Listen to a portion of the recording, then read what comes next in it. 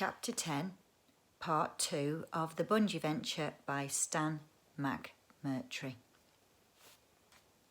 About 20 yards in front of her was a rocky shelf that stood out about a foot out of the water and stretched back to the far wall of the cave. She decided to swim across to it. Her arms were getting tired hanging onto the rock and her legs were numb from the cold water. She pushed off from the rock and started to swim. Just then, something touched her on the back. She plunged to one side in terror, her heart once more up in her mouth. Something white floated about a yard away. It bobbed and nudged gently against the rock that she'd just left. She strained her eyes to see what it was. It turned slowly as the current pushed it against the rock, and she saw the long golden hair floating in the water. "Andy!" she cried. "Andy!" He was floating face downwards, his arms stretched out in front of him. Some air had lodged in the back of his shirt, and this was ballooned out on his back above his belt. Karen caught hold of one of his arms and turned him over. His face was a ghastly white, drained of all colour except for his lips, which had a bit of a bluish tinge. She cupped her right hand under his chin and she swam backwards as quickly as she could to the rocky shelf she'd seen earlier. It was the longest swim of her life. Her brother felt enormously heavy and there was quite an undertow caused by the waterfall which kept sweeping her away into the dark recesses of the cavern. Apart from this, she was terribly tired and cold. Her legs ached with fatigue and her brain felt numb. And this is called hypothermia because that's what your body does, isn't it? It switches off. She had an overwhelming urge to float on the water and just drift off to sleep, to give up. At last she reached the shelf. She clung onto the edge with one hand and summoned up her last ounce of strength. Somehow she managed to push her brother up and onto the flat rocky surface above. He lay still and white on his back with his legs dangling in the water. Karen crawled out beside him, teeth chattering and trembling all over. She looked down hopelessly at her brother. What to do now? She tried desperately to think. Her brain seemed slow and sluggish. Perhaps she was too late anyway. She leant forward and undid the top 2 buttons of his shirt, then loosened the belt of his trousers. It was coming back to her now, a lesson on life-saving that she'd done when she was taking her swimming badge for the Girl Guides, some time back.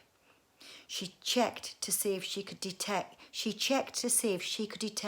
any heartbeat or sign of breathing. It was very difficult with the waterfall making so much noise. Then she rolled him over onto his side, put her knee against his back and pressed her hands against his tummy, just below the rib cage. She relaxed, then squeezed again. Quite a lot of water was coming out of his mouth. My goodness, she thought, he swallowed half the river. She kept up the squeezing for a little while longer, then let him roll onto his back again. Better try the kiss of life now, she muttered to herself. She tilted his head far back as possible as it would go to create a straight line as possible between his mouth and his lungs. Then pinching his nose between thumb and forefinger, she took a deep breath and "Don't you dare!" He was suddenly alive and propped up on his elbows and coughing and spluttering and gasping for breath and saying things like, between the gasps, like, "I don't want to be kissed. What do you think you're playing at, you soppy woman? Get off!" Ugh. Karen put her hands on her hips. "Well, of all the ungrateful little beasts, I nearly drowned myself saving your life. I wish I hadn't bothered now." After another fit of coughing, he said, "Oh, don't be so silly. I'm grateful that you saved my life. Of course I am, but honestly, there's a limit, you know. You don't have to do all that soppy kissing bit. That's the trouble with girls. You always have to get all smoochy." "Smoochy? You don't suppose I wanted to kiss you, do you? Huh? I'd rather kiss one of Bunjee's piranhas than you." Andy looked dolefully out over the black water for a while and then said, "Oh, Bunjee, poor dear old Bunjee.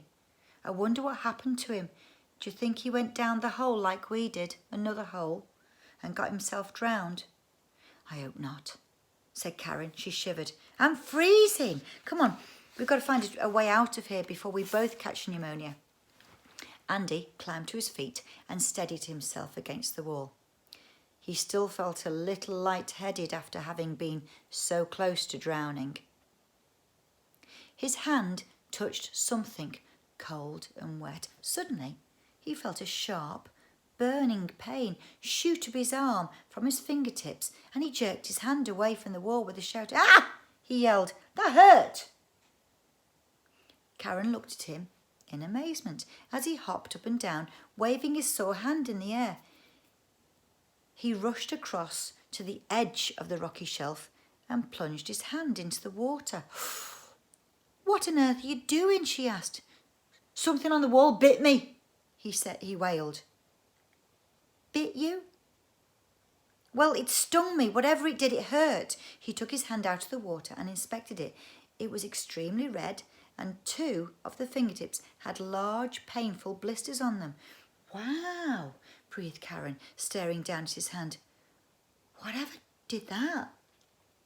They walked back across to the wall and examined it closely. There's nothing there, just the grey-black rock glistening wet with spray from the waterfall.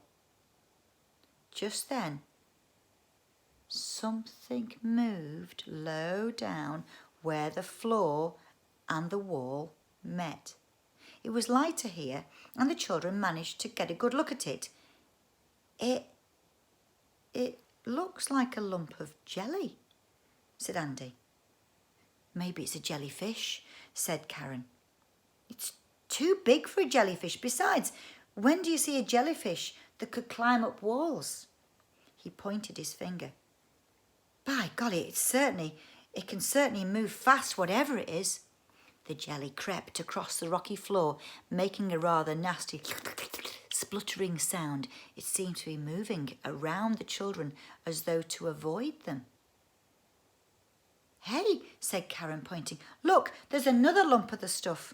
Andy looked where she was pointing. A much larger mass of the jelly-like substance moved out of the shadows and slurped revoltingly towards them.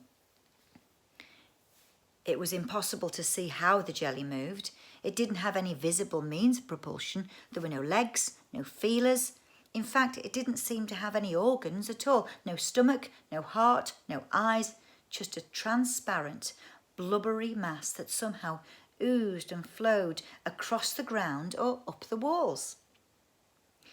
The second piece of jelly stopped, and the smaller patch moved quickly towards it. They touched, and suddenly there was only one big, large mass. Did you see that? Said Karen. They just joined together like 2 puddles. It's incredible, mumbled her brother. Look, it's moving again.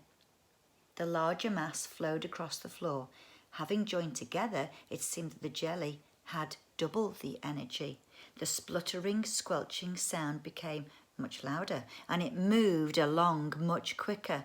The children stepped to one side to let it go past. Their footsteps echoed hollowly from the cavern walls.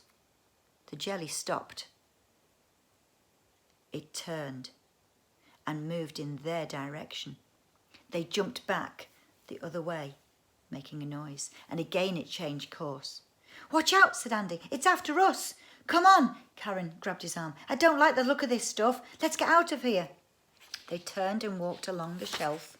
The glutinous mass wobbled after them. It was much darker here, and the children had to walk along, holding their hands out in front of them in case they should bump into the wall. Something touched Karen's ankle, and she felt the same painful burning jolt that her brother had experienced just a minute before. Ah, there's more of the stuff just here, she screamed, holding hands. They ran forward into the blackness. It didn't matter anymore about bumping into walls, anything to get away from the horrible, burning jelly. They stumbled blindly about in the dark, panic rising in their throats, crashing into rocks, tripping over ridges in the floor. Gotta get away, Karen rasped.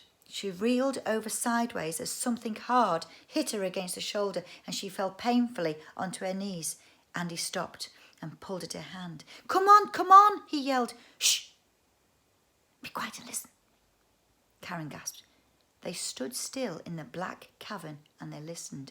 At first, all they could hear was the sound of their own heavy, tortuous breathing and the now much quieter roar of the waterfall. And then they heard it, and it seemed to be getting even louder than before, and worst of all, they weren't sure where it was coming from.